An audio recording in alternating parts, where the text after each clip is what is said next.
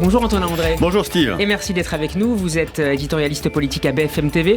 Antonin Emmanuel Macron a terminé il y a maintenant une grosse demi-heure son interview télévisée sur TF1 et France 2. Le président de la République assume et s'est justifié la nécessité de cette réforme des retraites malgré la forte mobilisation sociale. Quelle description justement Antonin a-t-il fait de cette opposition multiforme alors qu'une nouvelle journée de mobilisation et de protestation est organisée demain dans le pays? Alors justement, le président de la République a d'abord qualifié le moment politique et le moment social, et c'était assez intéressant parce qu'il a employé des mots assez forts et dressé un parallèle avec ce qu'on a pu connaître dans d'autres pays.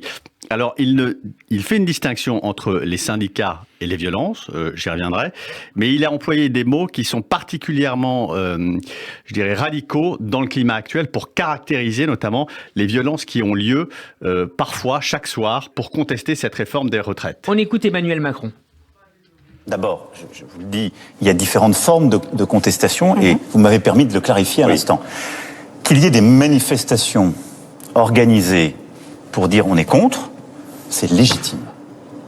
Et je salue d'ailleurs l'esprit de responsabilité de l'ensemble des syndicats qui, je l'ai dit, n'ont pas proposé de compromis, mais ont été contre, avec clarté, je le respecte. Mais ça a été fait de manière calme, organisée, le front de main, c'est normal. Bon. À côté de ça, il y a des blocages, il y a des violences. Les violences, il faut les condamner. Je l'ai dit, ni les factieux, ni les factions dans la République. Ni les factieux, ni les factions. Et là, il qualifie un terrain social et populaire assez explosif. Il fait un parallèle avec ce qui s'est passé aux États-Unis en évoquant la prise du Capitole, vous vous en rappelez, par les partisans de Donald Trump, également la contestation du résultat dans les urnes au Brésil. Et du coup, il dessine un pays qui est très fracturé et dans lequel, d'une certaine façon, le complotisme, la violence a aujourd'hui pris, d'une certaine façon, la rue et est une menace pour le pays. Et serait donc un rempart face à ces menaces. Et lui se présente comme un rempart. La République, c'est lui. Le chaos est en face. Et il s'adresse notamment à ces gens qui regardent le 13h aujourd'hui, qui sont des gens qui vivent dans les villes moyennes, qui sont aussi beaucoup des retraités, des gens aujourd'hui qui veulent, d'une certaine façon, le retour à l'ordre, ou en tout cas qui redoutent que la violence ne s'installe durablement dans le pays. Et il a joué de cet argument qui est à double tranchant, parce que c'est sans doute un peu excessif, et ça peut aussi galvaniser justement ceux qu'il désigne comme étant des factieux. Antonin, le président s'est donc refusé à tout, mais à culpa tout à l'heure, si ce n'est celui de ne pas avoir réussi à convaincre. Qu'est-ce que cette posture nous dit de la manière dont Emmanuel Macron compte tenir la barre jusqu'en 2027 ? Alors, pour Emmanuel Macron, cette réforme est nécessaire, mais il n'a absolument aucun regret sur la façon dont elle a été conduite. Il ne reviendra pas dessus. Et ça, d'une certaine façon, c'était quand même le point principal de toute la contestation.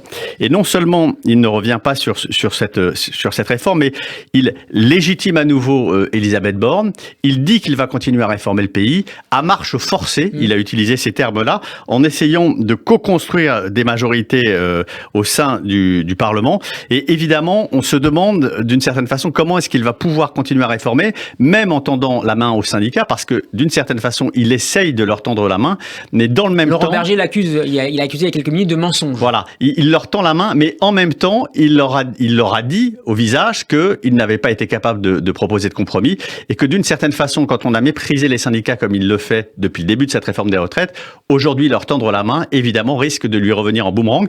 Donc ça apparaît quand même, aujourd'hui, pour Emmanuel Macron, comme un exercice extrêmement solitaire du pouvoir. Il a d'ailleurs rappelé que lui n'était pas candidat à sa réélection. Et d'une certaine façon, il a employé un vocabulaire et une description assez guerrière d'un président qui est seul contre tous. Et on peut s'interroger effectivement sur la suite de ce quinquennat. Alors l'intersyndicale appelle à une nouvelle journée d'action demain dans tout le pays. Est-ce qu'il faut s'inquiéter pour la suite, Antonin André ? Est-ce qu'on s'avance vers un durcissement de la contestation, un peu sur le modèle des gilets jaunes sur la fin ? Alors c'est évidemment très difficile à prédire, mais le président de la République qui a cherché ou qui a voulu expliquer et apaiser s'est enfermé dans une posture où, je le disais, il est extrêmement seul. Et on va voir comment on va se dérouler la journée de demain, mais il y a fort à parier que s'il y a beaucoup de monde demain dans la rue, alors le mouvement social non seulement ne s'éteindra pas, mais d'une certaine façon, les factieux et les factions qu'il a lui-même désignées risquent d'une certaine façon d'être remobilisés, d'être boostés à la fois par la mobilisation sociale. Il faut rappeler que les Français considèrent quand même que le 49.3 pour 83% 53% d'entre eux n'étaient pas justifiés. Et donc, ça peut légitimer un redémarrage de la contestation et il aura du mal à tourner la page.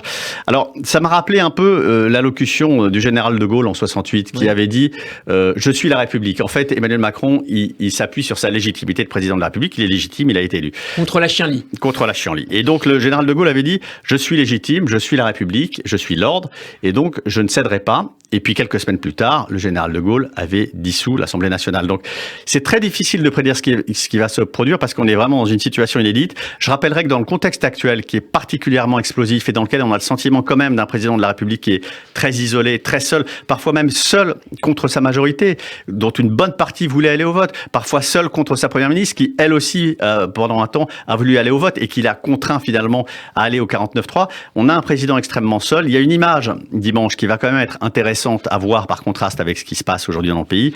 C'est Charles III qui va être reçu par le président de la République et on verra Charles III et Emmanuel Macron, deux monarques d'une certaine façon, à Versailles, sous les ors du palais du château de Versailles, au moment où la rue gronde. Évidemment, ça rappelle des souvenirs à notre histoire assez douloureux et voilà, et révolutionnaires.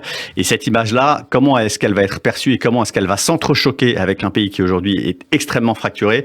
Je dois dire qu'on entre dans une période d'une grande incertitude et c'est très difficile de voir comment est-ce que ce pays va pouvoir tourner cette page qui aujourd'hui paraît trop lourde, trop douloureuse à tourner pour les Français. Antonin André, un dernier mot sur l'émission du soir sur Radio J, ça reste entre nous, que vous présenterez. Quel en sera le programme? J'imagine que vous reviendrez évidemment sur cette interview du président. On va revenir longuement sur l'interview du président de la République et on reviendra notamment avec François-Xavier Bourmeau sur les coulisses et sur la psychologie d'Emmanuel Macron. Comment est-ce qu'il a préparé cette interview ces derniers jours? Comment est-ce qu'il a été pris entre ceux qui étaient des jusqu'au-boutistes et qui lui disaient il faut que tu tiennes coûte que coûte et ceux qui disaient il faut que tu fasses des gestes d'apaisement.